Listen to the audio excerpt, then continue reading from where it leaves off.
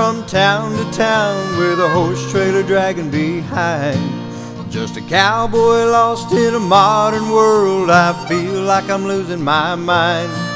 Not a day goes by, I don't think about how my life used to be. Now I'm out of my prime and I'm losing time, and nobody's calling for me.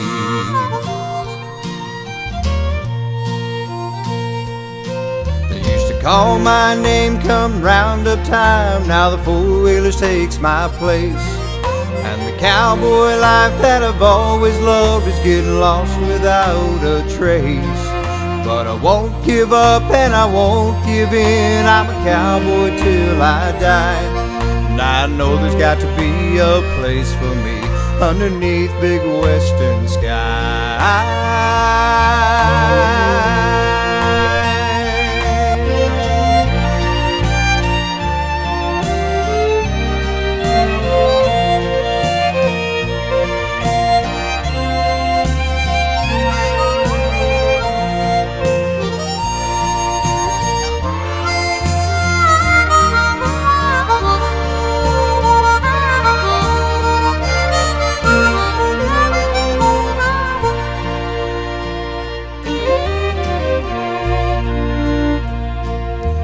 Headed out west, gonna do my best to leave the civilized world behind.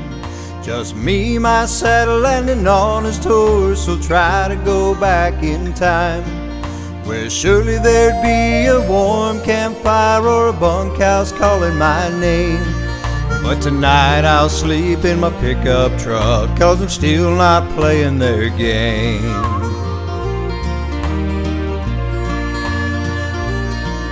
The world may turn, but the thing they can't change is the way I feel inside. A prairie fire may burn itself out, but you can't snuff a cowboy's pride. I'll be what I am and I'll do what I do. This life is worth fighting for.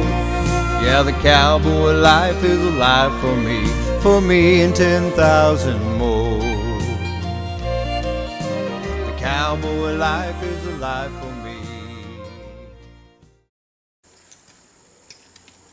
Welcome back to the Horsemanship.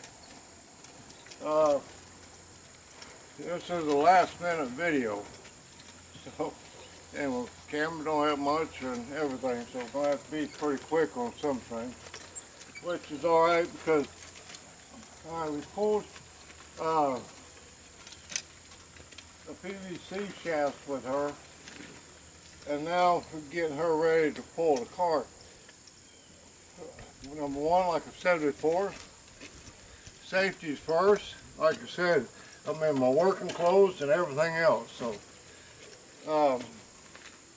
safety's first. Now this is a training cart, so these shafts are really heavy. So what I did, I put a strap on it, so eventually James will be able to tie her up and take the cart to her and lower it down over top of her by himself. But we're doing things, different type of things with her, with the shafts. So however you approach the shafts to her, she'll handle it. You know, everybody gets in a hurry pulling, and just get the shafts on her and just start pulling. Well, to me, it's better off to get her ready as far as you can, but these are safe, and then start pulling. But like I said, we know she'll pull. So what we have worked a little bit is move. Since she can't see you, we've been cueing her with the buggy whip to move that hip. So what I'll do, I'm going to lift up the buggy, and Jim's going to get her in somewhat position. Then I'm just going to lower the buggy over top of her and let her stand there for a while and bring it up. And when she comes out, we want her to walk out. And that's what we're going for before we go to that next step. Now before, when we first started a couple of days ago, we didn't have we had the blinders on her, but we didn't have the harness on her. So there's nothing, if she got silly, she couldn't get hung up on nothing.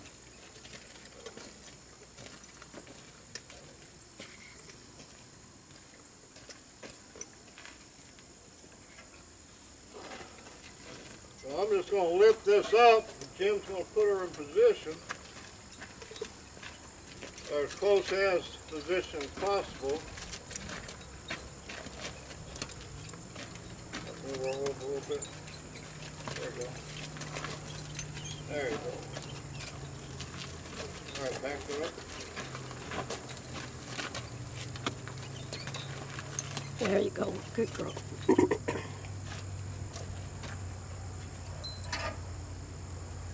And we just, oh, I like that. Because the shafts are so heavy, if you just depend on them keepers, it's going to get cattywampus at some point. But this will, we got to adjust it just a little bit more. So we just, this is called a waiting game. I mean, we just stand here and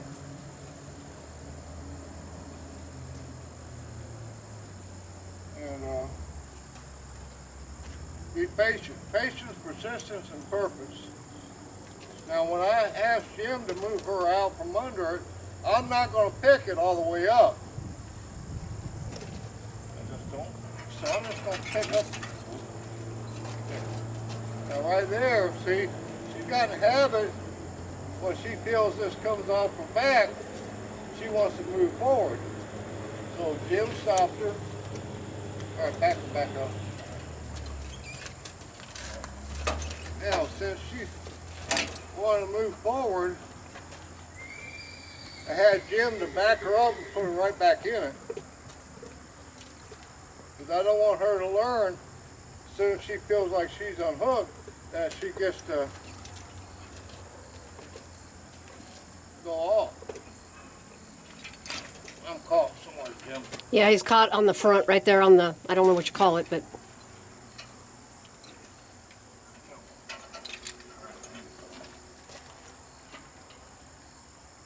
All right, take her out. 1 foot. All right, good. One more.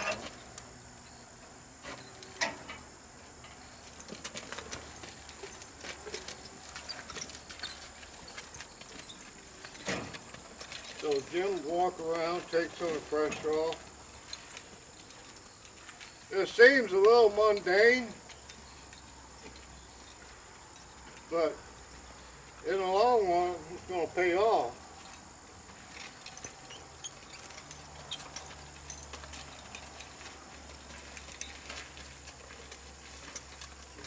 And especially, you know, it helps having somebody help you out on this. And also, you know, don't put yourself in a spot where you feel like you got to get in a hurry. Good. Back her up. Turn her.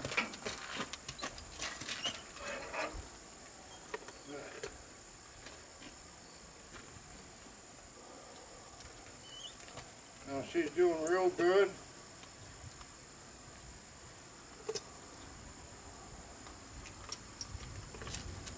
And it's really important to get her just to stand here. Make sure I'm hung up again. now you got it. There we go. All right. Walk her out. 1 foot. 1 foot. 1 foot. Yeah, walk her out. Now, what I did that time, number one, I'm saying 1 foot to Jim. So she gets number one and she's hearing me. But with the shafts, I'm sort of lowering it down. That time I let the shaft run against her hiney so she gets used to it.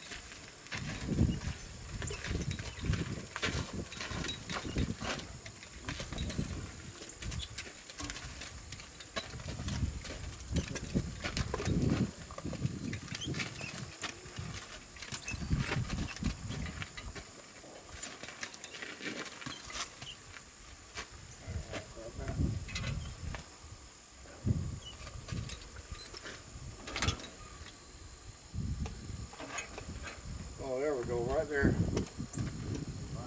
So this bob will slide a little bit. So.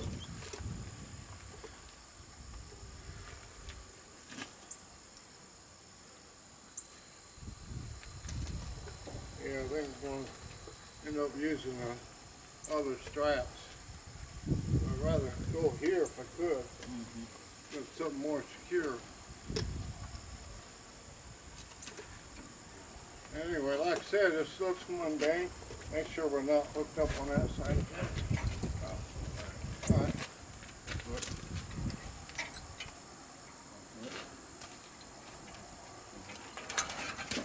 Good, good. Now right there for her, what we've been through is a big thing, because when we first started this, as soon as she felt that shaft on that hip, you know, that hiney, she'd want to scoot out. And then we went from the first night, we worked on until she just worked out. Next night, she wanted to not really scoot out because of the shaft, but she figured out as soon as that pressure got off her back, she wanted to take control and scoot out. So that's where me and Jim, we went back to one foot.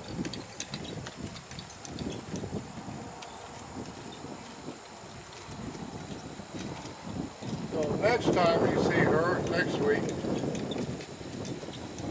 we'll be hooked up and I'll be driving her. But I will still go through the stages what we did to get to me driving or pulling the cart. Like I said, with this, training a horse under saddle is easy.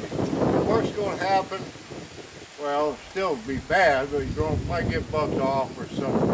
And 9 times out of 10, me, I do it later, most of the time anymore, but the average person will do it around here, so it'll be around here.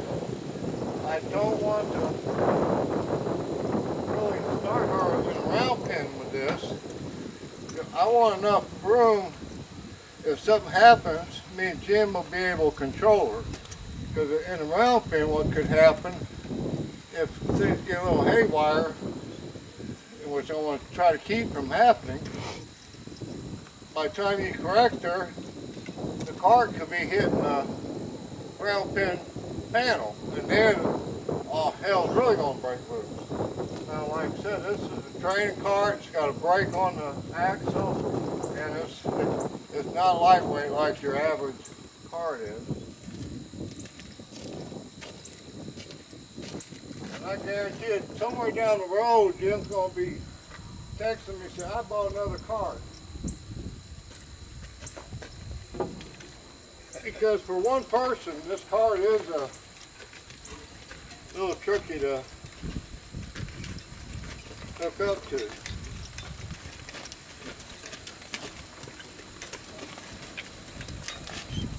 No, well, that's good. Now, I don't want her in perfect position.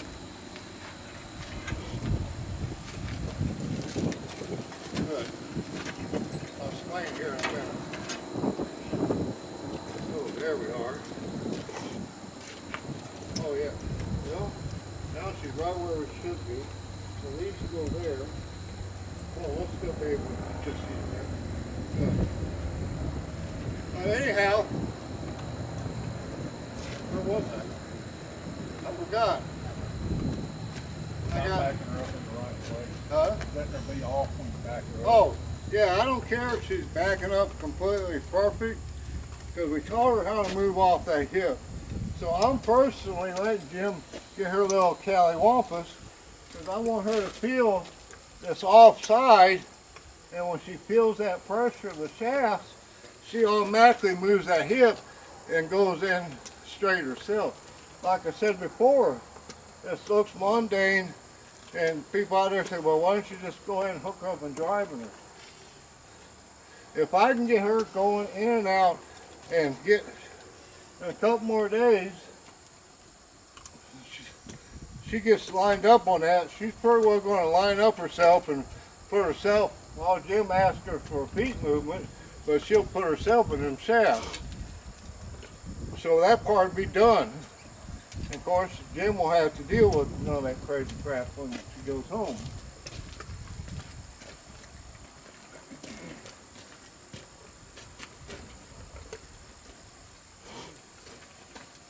Make sure I got the other side. Just make sure No, he's, the other side. Dang. Dang.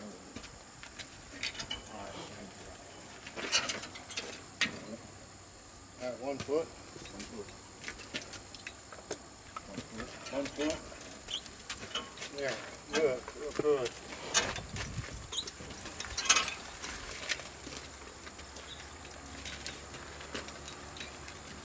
So that's good.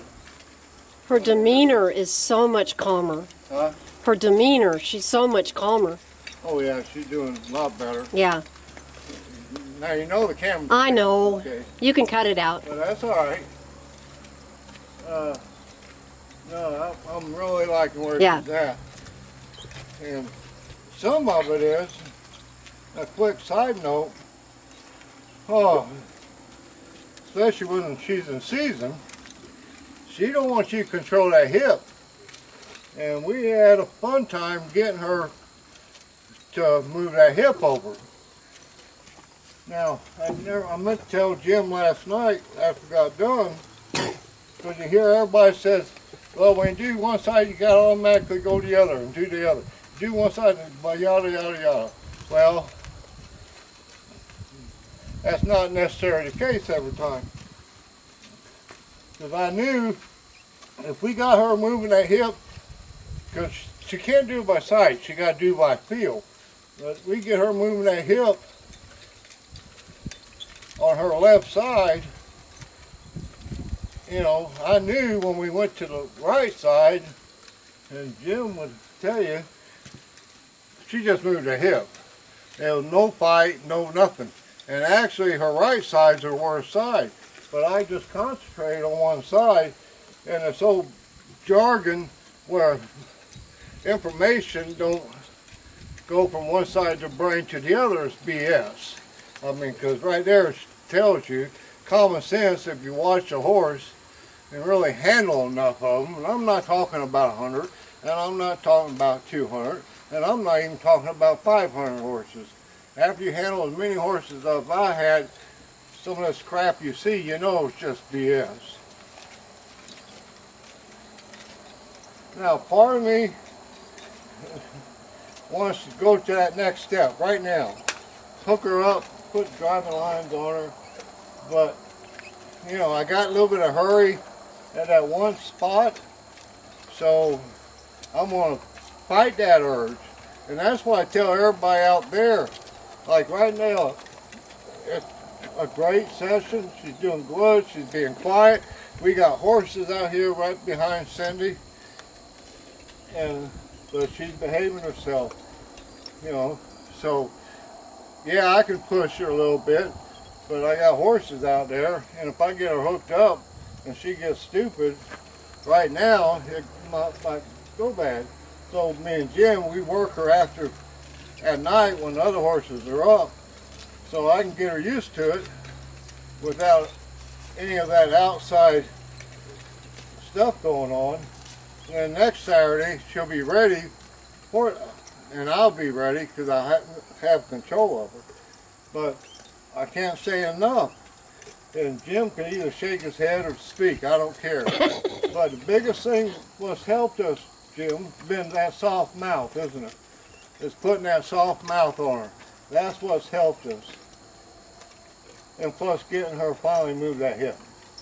So my battery's running low. I hurt my back. It's hell getting old. Oh, battery's getting low. I'm getting old. I did a funny. Anyway, so as I always say, before I do that, catch me on Rumble. That's where I talk about politics, life, and horses. It's led or be led, but I put a little cowboy twist on it. So just common sense. And I'm having fun with it, so catch me on that for that. YouTube's always just going to be horse stuff. So now with that said, Be true to the horse, he'll be true to you. First and foremost, be true to yourself. God bless, take care. It's Lee.